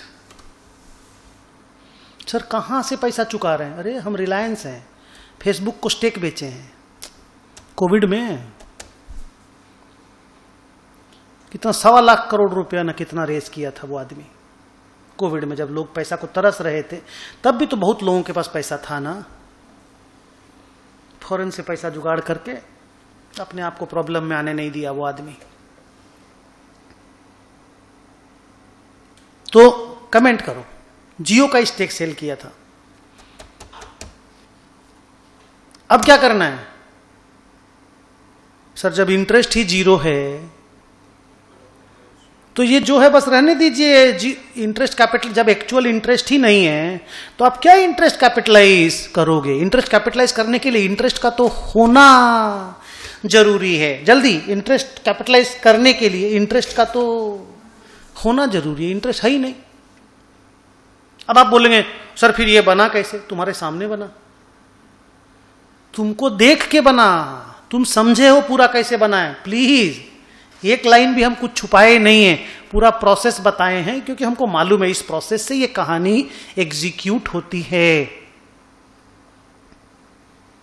अब इसमें बच्चों को गुस्सा कहां पे आता है? देख गुस्सा यहां पे आता है कि सर ये जो 200 करोड़ का लोन है, ये वाला पर्टिकुलर लोन, ये पर्टिकुलर लोन, मान लीजिए 200 करोड़ का लोन है, तो सर ये कोई जरूरी तो नहीं इसमें लगा हुआ है, ये तो बिजनेस में और पर्पस के भी काम आ रहा होगा। हाँ आ रहा होगा, नहीं मालूम, अब मालूम भी है तो भी इनका पहला हक है। सोचिए पूरा 25 करोड़ इसके साथ चिपका दिए कि नहीं? सोचिए हाँ या ना, चिपका दिए कि नहीं? लेकिन कुछ नहीं देखे, बस ये जनरल पर्पज बोरोइंग था, ये क्वालिफाइंग असेट था। General purpose borrowing finance department बोला और क्वालिफाइंग असेट कंस्ट्रक्शन डिपार्टमेंट बोला। और कोई स्पेसिफिक बोरोइंग मेरा नहीं है, ये हमको मालूम है, क्योंकि हम लेते ही नहीं है स्पेसिफिक बोरोइंग, हम खाली जनरल बोरोइंग पे ही काम करते हैं। तो बच्चों को गुस्सा आता है, सारा इसमें जोड़ दिए, धंधा में भी तो यूज हुआ होगा। भाई साहब ऐसा ही बनाया हुआ 23, बोला पहला हक इसका है। अगर क्वालिफाइंग असेट बन रहा है तो ब्याज के कैपिटलाइज होने का हक क्वालिफाइंग असेट का पहला है। क्वालिफाइंग असेट पे जाकर के जोड़ो चुपचाप, कुछ करने की जरूरत नहीं है। और ये हर बार जब बड़ा इक्विटी रेज होता है और लोन का रीपेमेंट होता है, इस चीज के ऊपर डिस्कशन चालू हो जाता है कि ये लॉजिकल नहीं है, ये इलॉजिकल है। बट उन्होंने अपना रूल पूरा सॉलिड सा फ्रेम करके दे दिया है। And this is how it is required to be done. आगे कभी कभी इधर देखिए, निटी ग्रिटी का ही बात। अब मान लो आपका 352.2 का क्वालिफाइंग असेट का खर्चा है, क्वालिफाइंग असेट का खर्चा है। इधर मान लीजिए आपके 3 लोन हैं, 100 crore, 200 crore, 700 crore, effective interest rate 13.6%, total 136 crore.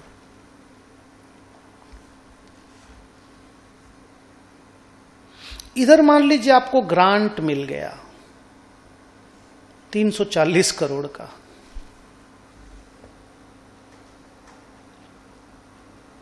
बोल हाँ, कुछ मिल गया रे, सम इनफ्लो आ गया, असेट के रिलेटेड कोई इनफ्लो आ गया। नहीं समझे? अब ये हो गया 12.2, इसको लेस करने बोला उन्होंने, एक्सपेंडिचर ऑन कैपिटल असेट को लेस करने बोला हुआ है। अगर इंड AS 23 में बोला हुआ है कि अगर इस तरह का कोई इनफ्लो आ जाता है असेट से रिलेटेड, तो एक्सपेंडिचर ऑन दी असेट को कम कर देना पड़ेगा। अब आपको खुशी होगा अगर पहले गुस्सा आया हुआ है तो। अब ये बच गया खाली 12.2 अब आपका ब्याज लगा है 136 करोड़। अब आपको खाली 12.2 पे 13.6% मल्टीप्लाई करना है।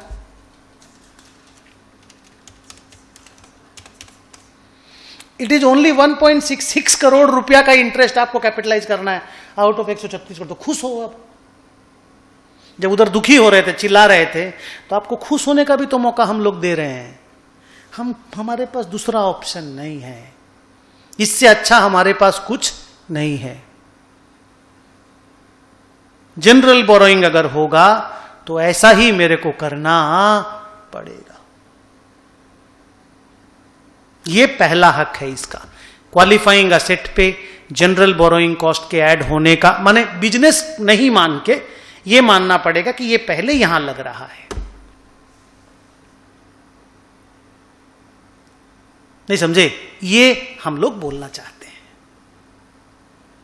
और एक बात जो कॉमन सेंस का बात है, ये जब निकालते हैं ना हम लोग, क्या नाम, वेटेड एवरेज कैपिटलाइजेशन रेट, इसमें भी टाइमिंग का लफड़ा होता है।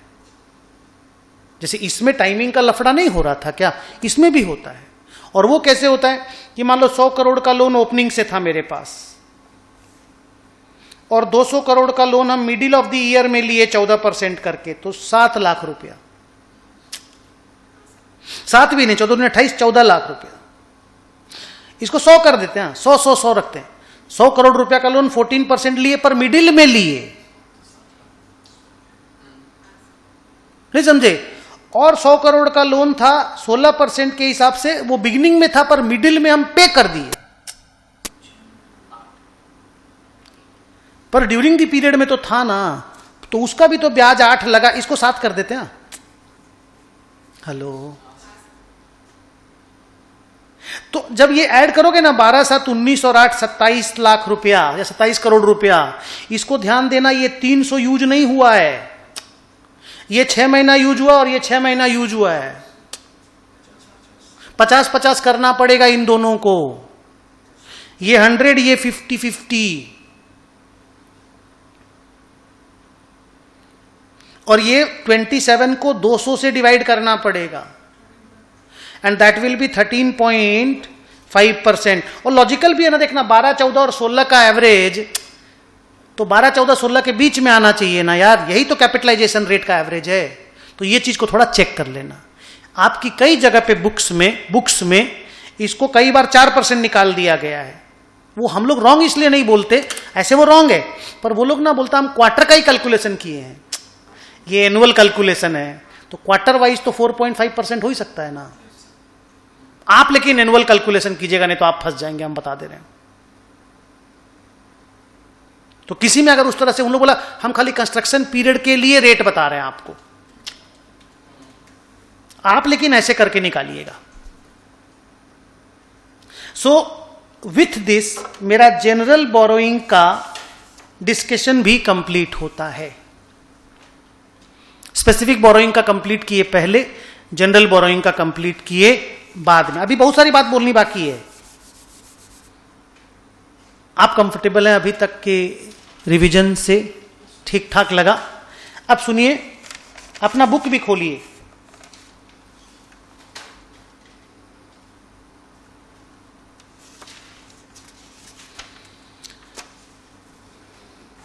पेज नंबर 119 के लास्ट पॉइंट में जाइए।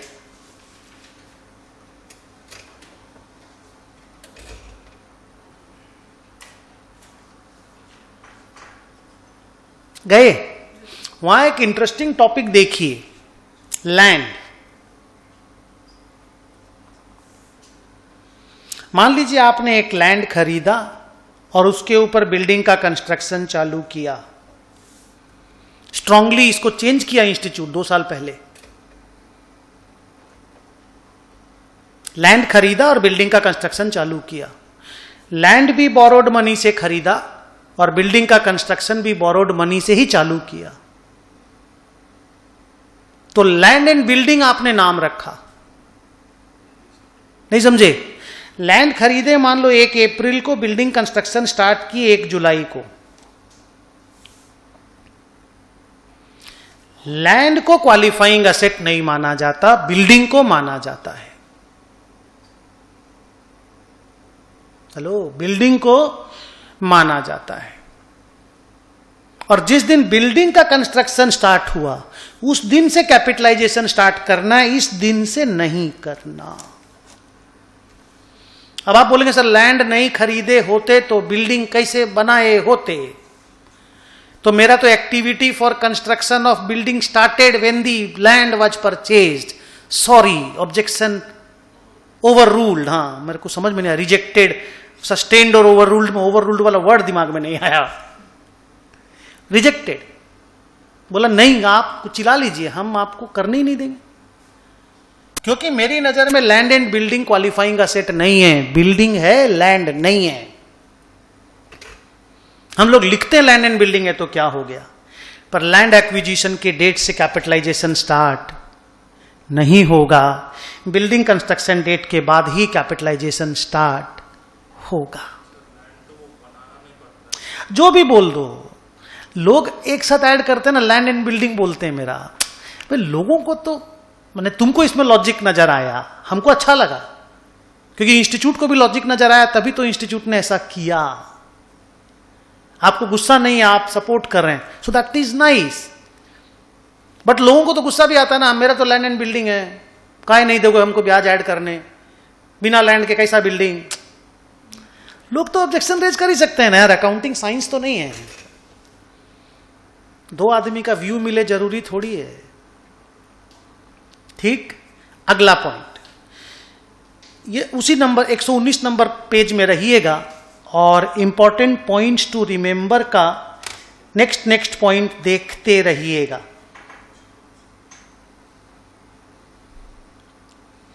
ओके, बायोलॉजिकल असेट्स हम लोग ऑलरेडी पढ़ चुके हैं, इंडेस एग्रीकल्चर वाला। क्या होता है बायोलॉजिकल असेट को हम लोग फेयर वैल्यू पे मेजर करते हैं, करते हैं ना, हर साल fair value less cost to sell पे मेजर करते हैं ना। तो इंडेस 23 ने बोला कि भाई इसको बाहर निकालो। क्या बोला? इसको बाहर निकालो। इसको हम इंटरेस्ट कैपिटलाइजेशन के लायक नहीं मानते। तो अगर आप बोलेंगे हम बायोलॉजिकल असेट के लिए कोई लोन लिए, पीएल में ही जाएगा ब्याज, टोटल इंटरेस्ट पीएनएल में जाएगा, बायोलॉजिकल असेट के साथ बोरोइंग कॉस्ट का कैपिटलाइजेशन नहीं होगा। क्लियर? उसके नीचे वाला पॉइंट हम लोग डिस्कस कर चुके हैं। उसके ऊपर में देखो डिस्क्लोजर्स। डिस्क्लोजर ज्यादा बड़ा नहीं है, सिंपल इतना सा लिखना है कि आपके बोरोइंग कॉस्ट के कैपिटलाइजेशन को लेकर के आपकी क्या पॉलिसी है, कितना एक्चुअल बोरोइंग कॉस्ट इनकर्ड हुआ, कितना आपने उसमें से कैपिटलाइज किया और कितना आपने उसमें से P&L में भेजा. Only that is what is required to be disclosed. So disclosure कोई बहुत लेंदी इसका नहीं है. जनरल बोरोइंग के सारे स्टेप्स हम डिस्कस कर चुके हैं बहुत डिटेल में, और पूरा एग्जाम्पल लेकर के डिस्कशन किए, और जल्दी जल्दी डिस्कशन हुआ रिवीजन में, तो वो आपको बहुत अच्छे से कमांड में आया. हो सकता है कि जब आप क्लास किए होंगे तो भी बहुत सारा चीज का डाउट रह गया होगा, जो अभी यहां पे और अच्छा से क्लियर हो गया होगा. इसीलिए मैं बोलता हूं रिवीजन क्लास को भी क्लास का पार्ट ही मानो ना यार, क्या फर्क पड़ता है. आके बैठो के साला रिवीजन तो कम से कम हो रहा है, चलो कुछ सीखने नहीं मिला एक्स्ट्रा, बट कम से कम बात तो एक बार दोबारा निकल के आया, कॉन्फिडेंस तो बढ़ता है. उसके ऊपर सीसेशन ऑफ कैपिटलाइजेशन का बात हम कर चुके. अच्छा हां, सीसेशन ऑफ कैपिटलाइजेशन में एक दो तो बात बोलना है. इधर देखो, असेट्स कंस्ट्रक्टेड इन पार्ट्स.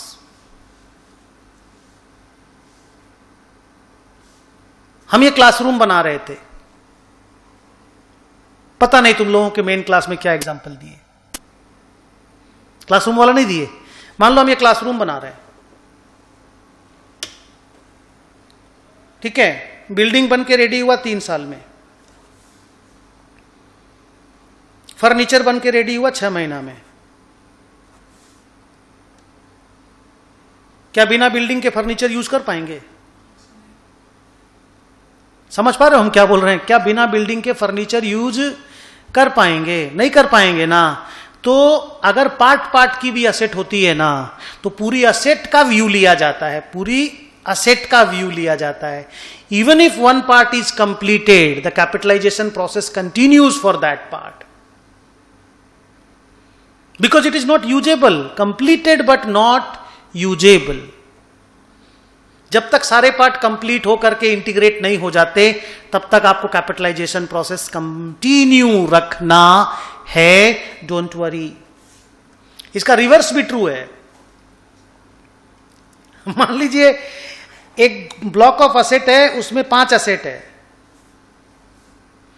ये 3 का कंस्ट्रक्शन चल रहा है, ये 2 हो गया कंप्लीट, और इसको यूज में भी डाल दिए, पर कहने को ये एक ब्लॉक है, पर कहने को ही तो ब्लॉक है, सच्ची में तो ट्यूशन सेंटर जैसा ब्लॉक नहीं है. ट्यूशन सेंटर में दिखाई दे रहा है ना, furniture can not be used, building is not completed. AC लगा दी, AC can not be used, ये फर्नीचर इज नॉट डन. आप समझ पा रहे हो मैं क्या बोल रहा हूं? तो उसको अनकंप्लीट ही, इनकंप्लीट ही मानना है. लेकिन यहां तो कर लिए हम यूज. हम हमेशा इसका एक एग्जांपल देते हैं, पता नहीं तुम्हारी क्लास में दिए कि नहीं. South city. सर क्या है साउथ सिटी? साउथ सिटी जानते हो? साउथ सिटी टॉलीगंज में एक अनवर शाह रोड में एक मॉल है, उसमें 5 रेजिडेंशियल बिल्डिंग है, और एक बहुत बड़ा मॉल है, और एक स्कूल है. South city international school. Mall बन के रेडी हो गया 1/4/12 को, बिल्डिंग बन के रेडी हुआ 1/4/16 को. बिल्डिंग को हम कैपिटलाइज करते रहेंगे 12 से 16 में भी,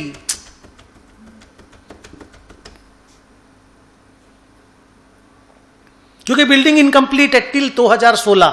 building ready to be put to use होगा तब ना बिल्डिंग का कैपिटलाइजेशन रोकोगे. तो रेजिडेंशियल बिल्डिंग को कैपिटलाइज करते रहेंगे, पर मॉल तो 2012 में खुल गया रे बाबा, लॉन्चिंग हो गया. तो हम ये थोड़ी बोल सकते हैं कि मेरा तो 5 असेट का एक ग्रुप था, साउथ सिटी बिल्डिंग अपार्टमेंट या साउथ सिटी बिल्डिंग, तो हमको तो मॉल के ऊपर अभी भी कैपिटलाइज करने दो, भले मॉल यूज हो रहा है. अरे कैसे? ये ट्यूशन सेंटर वाला एग्जांपल के साथ सेट हो रहा है क्या?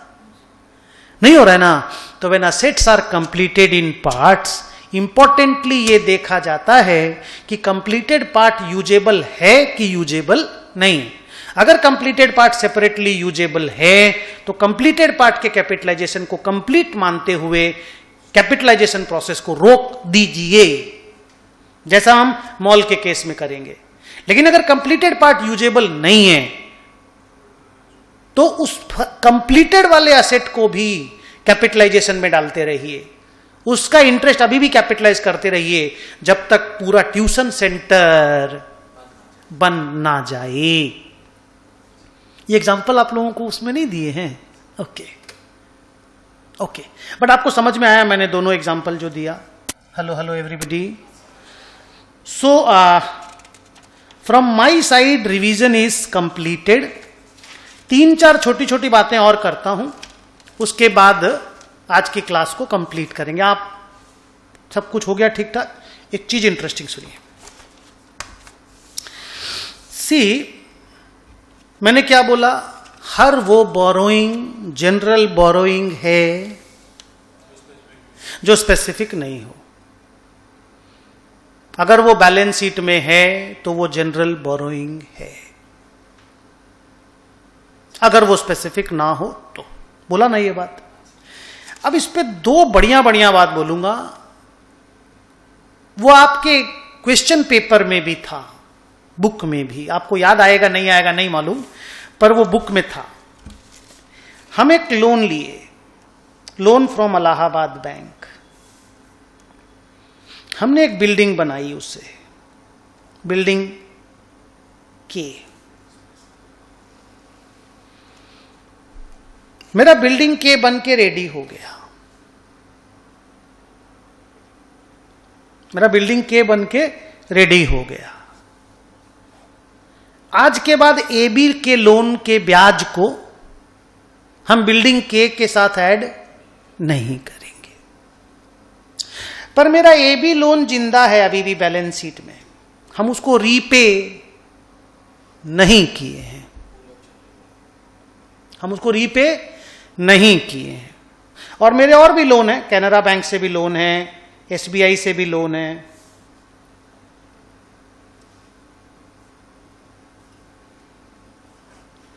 तो माई ओनली क्वेश्चन इज, ये लिए थे तो स्पेसिफिक बोरोइंग ही था और बिल्डिंग के लिए यूज हो रहा था। अब बिल्डिंग के बन के रेडी हो गया पर लोन रीपे नहीं किए हम, क्योंकि पैसा का इनफ्लो नहीं था कहीं से।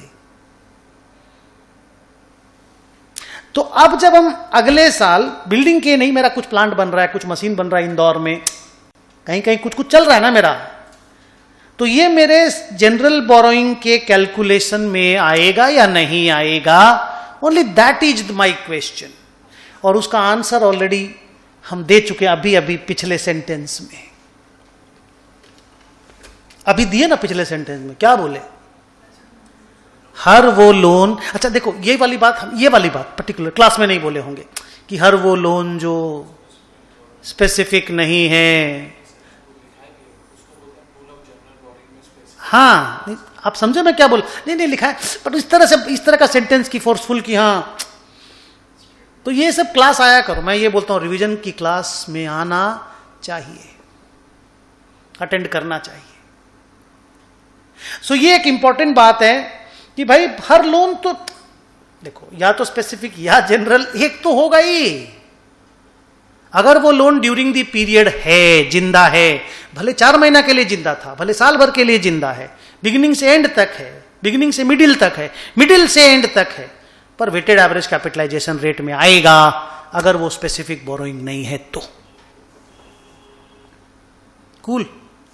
अब नेक्स्ट बात जो बहुत जबरदस्त बात है कि अगर आप कंसोलिडेटेड बैलेंस शीट बनाते हो, अगर आप कंसोलिडेटेड बैलेंस शीट बनाते हो तो कंसोलिडेटेड बैलेंस शीट में भी ये कॉन्सेप्ट यूज होगा।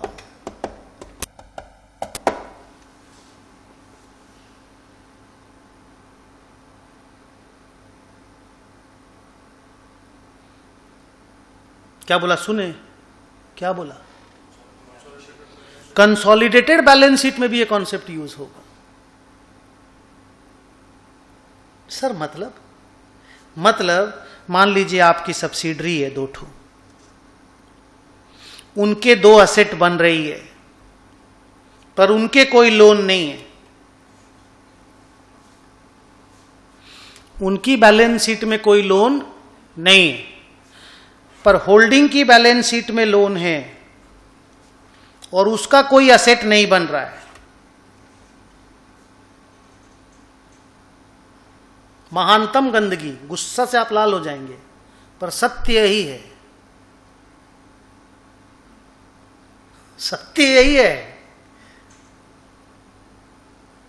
जब आप यहां पे कुछ भी नहीं हुआ, जैसे यहां तो इंटरेस्ट नहीं हुआ तो कैपिटलाइज नहीं हुआ, बोल हाँ, यहां इंटरेस्ट नहीं है तो कैपिटलाइजेशन नहीं है। स्टैंड अलोन बुक्स में ए की बुक्स में कुछ कैपिटलाइजेशन नहीं, बी की बुक्स में कुछ कैपिटलाइजेशन नहीं, और बाप की बुक्स में भी कुछ कैपिटलाइजेशन नहीं, क्योंकि ब्याज है पर असेट नहीं है। पर think about the consolidated balance sheet, borrowing भी है और क्वालिफाइंग असेट भी है। सर जोड़ देंगे, हाँ सर गंदा नहीं लग रहा है, लग रहा है, लग रहा है। मेरे को लगता है इसमें सुधार होना चाहिए, पर आज के दिन इंड एज 23 यही बोलता है।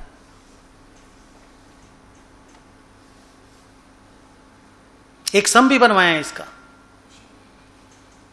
इस पर्टिकुलर चीज पे एक सम भी बनवाए हैं। सम है सम नंबर 11।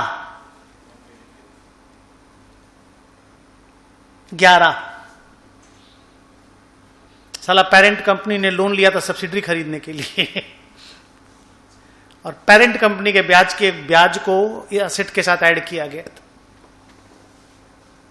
एसेट सब्सिडरी कंपनी की बैलेंस शीट में था।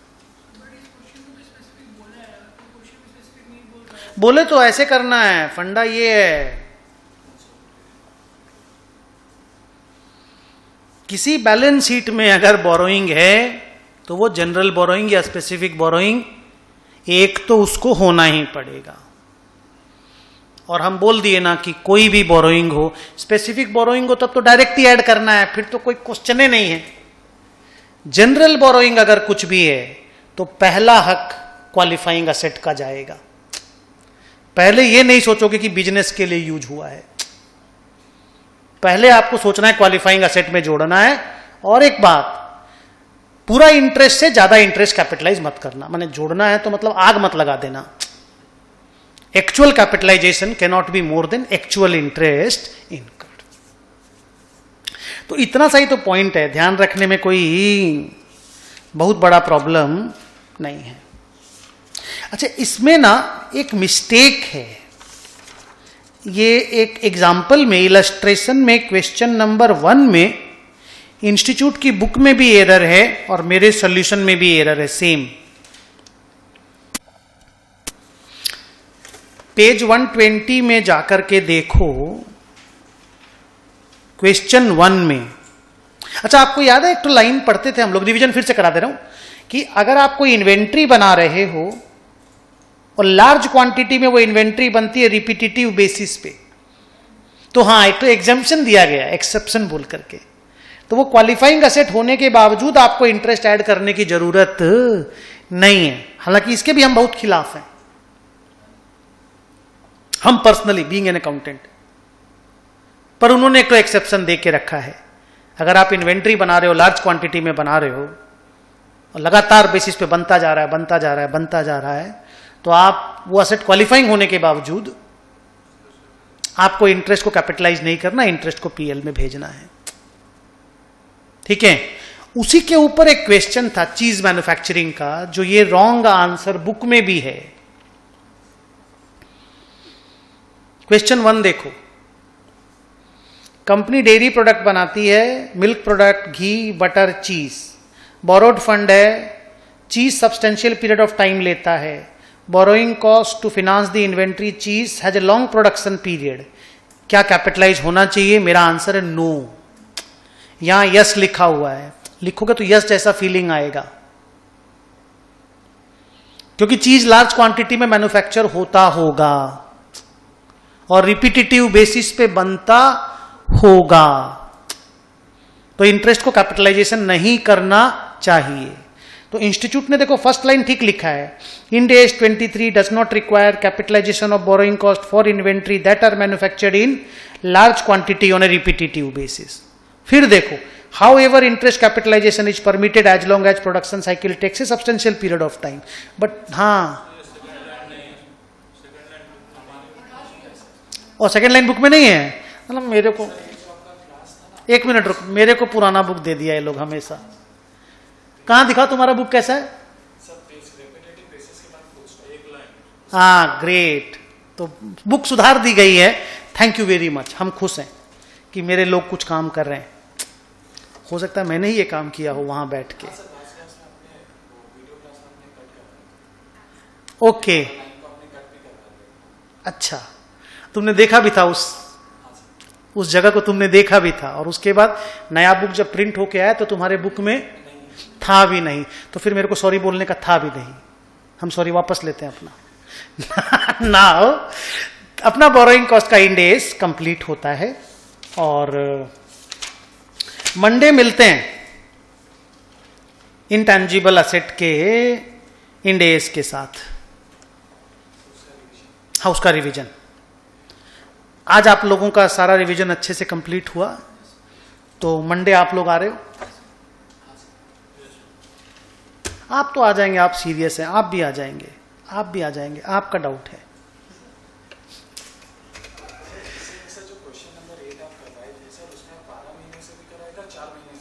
अच्छा, वही वाला बात जो हम तुमको बोले ना कि इंस्टीट्यूट वो पीरियोडिकल, आप 12 महीना वाला करके आ जाइएगा, जरूरत नहीं। फिर भी आपको लगे कि नहीं इंस्टीट्यूट का बुक में ऐसा सॉल्यूशन है तो हमको करना चाहिए, तो आप कर दीजिएगा।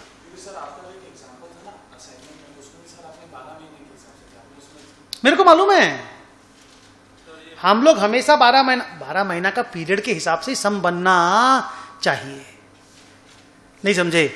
4 महीना उस पर्टिकुलर सम में इंस्टीट्यूट ने बना दिया था।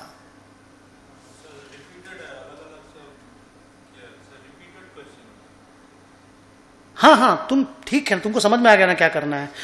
आप 4 महीना वाला नहीं भी बनाओगे कोई प्रॉब्लम नहीं है, ठीक है। पर उस बुक में क्योंकि आईसीआई ने वैसा, और वो रॉन्ग भी नहीं है, वो लोग 4 महीना के हिसाब से बोल के करा रहा है कि for the construction period, not for the whole year.